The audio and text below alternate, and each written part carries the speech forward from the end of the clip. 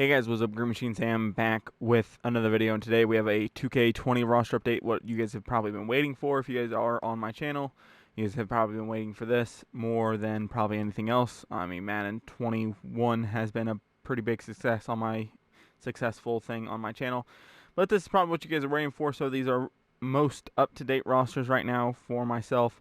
Again, these are going to be 2K21 ratings, and these are going to be my ratings.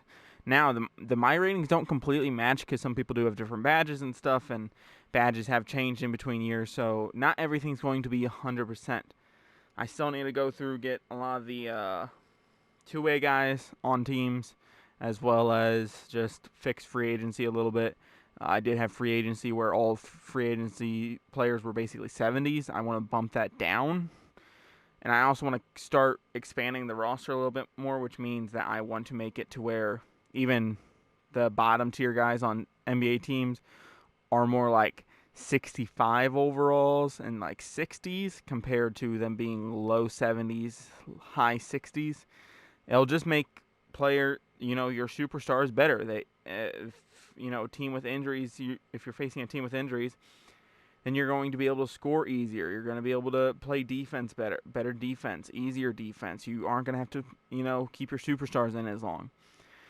Whereas with 2K21's ratings, you got LaMarcus Aldridge that gets signed right away, Isaiah Thomas, DeMarcus Cousins. I mean, DeMarcus Cousins is on the Clippers, but he was one guy that always got signed by a team. He was a backup center, and he would put up like 10 a game, and that team would just become fucking awesome. So like I said, my ratings comparative to 2K's just reflect how I view players right now.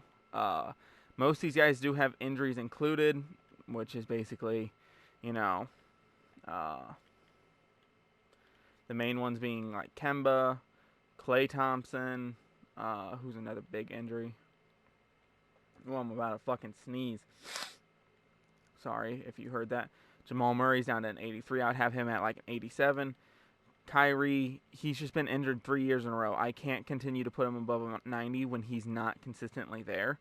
So he's an 89. I'll stand by this. He is probably the third best point guard in the league. If you're going Harden at shooting guard, a couple other guys at shooting guard. Like if you put Luka probably at like small forward, I would say Kyrie's probably the third best point guard. Like if we're going by height and stuff and going positional basketball, he's probably the third best point guard in the league, behind Steph and Dame probably. But because he's been injured the last 3 years, he was injured in Boston, came to the Nets. He played I think maybe half the games last year, and then missed significant time in the playoffs and early in the season. So I just can't keep putting him at a 90, I do believe he's the third best point guard, though. Spencer Dinwiddie, 80, stuff like that. Porzingis down to an 84. LeBron James down to 94. Davis to the 90. I believe LeBron James is still one of the top 5 players in the league. But he has to come back and prove it next year. This is his second injury in, 3 years now? He has to come out. He has to show that his body can handle it. Now, I understand with him putting on a big payload because of Anthony Davis being injured, that does not help. So, Kyle Kuzma down at a 72 because he's a fucking bum. He's not as bad as people say he is. He's just not very good right now. I just don't think you can take a volume scorer like that and make him come off the bench as like the 7th or 8th man and expect him to play well. The Knicks played very good basketball, so I gave a lot of their big guys, decently high overalls. Now they're young guys like Knox, Ntilikina, and others. They did drop in overall, Toppin, stuff like that. I think Taj Gibson had too high of an overall. But I'm not going to go into every single team. I'm not going to sit here and be like, this is exactly why this guy has this rating and this guy has that rating and, all this and that, because that'd be like a 50-minute video, and I just don't want to do that right now. But so we have that roster. And then we also have my other roster. Now, if you want other rosters, I think one of them might still be up. I might have a roster from last year, so if you want like a bubble roster, Really, this one doesn't do it either. Okay. Was it 2K19 that showed all your rosters at the bottom? Where it would be like, here's all your active rosters that you have up for people. And you could have like 5 at a time. I think it was 19 then. So just look at my name, Green Machine Sam. No spacing, no capitalization, no nothing. So yeah, these are the 6 rosters that I have. I have one from 11/20. So if you still want to go back and play the bubble before free agency happened this year, there's that. I have a roster overhaul from December. I have updates from March, and I have now updates after the NBA Finals. So if you guys enjoy any of this type of content, if you guys want to see more, if you guys want to download any of these rosters, go ahead.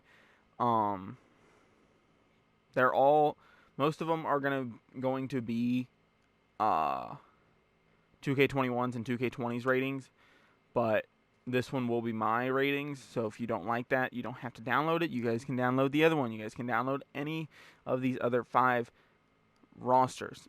It does not matter which one you download. If you want the bubble one, you can have the bubble one. I don't know exactly what it looks like right now, because like I said, I updated it during the bubble. Yeah, so it was the bubble ratings.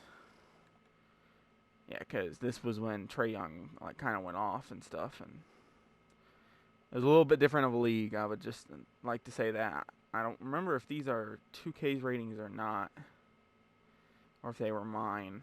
I don't remember off the top of my head. I would assume they're kind of my ratings, or no, I think they're 2K's. If I'm being honest, I think these are 2K's. I think I might have touched up a couple things, but I think most of these are 2K's. So, with that being said, guys, if you guys like any of this content, if you guys want to see more, if you guys want to see anything else, I am going to be updating Madden 22 and NBA 2K22, as well as content for both those games when it comes out. If I happen to post something MLB here or there, or Rainbow Six Siege, or even some PC content hopefully soon, don't be surprised. I'm not trying to stay in one little niche. I know the best way to grow a YouTube channel is for me probably just to do roster updates, do in-depth roster updates, show you guys how I'm making players and stuff like that. That's not exactly how I want to spend all my time. So if I happen to make content on other games or just other content in general, don't be surprised. I appreciate you guys getting me to like 780 subs. If we can push for 1,000 by the end of the year, that would make my dreams come true. And then hopefully, so on and so forth, keep growing, and hopefully make it to 10K by next year. That'd be fucking awesome, because then I could hopefully go full-time, and, well, then I could make this a job. And I don't know if you guys see that pop up on my TV, because I just pushed my remote because I'm messing with it. If not, then that's fine, but whatever. I'm rambling now, so I'm just going to go ahead and sign off and get this out of the way.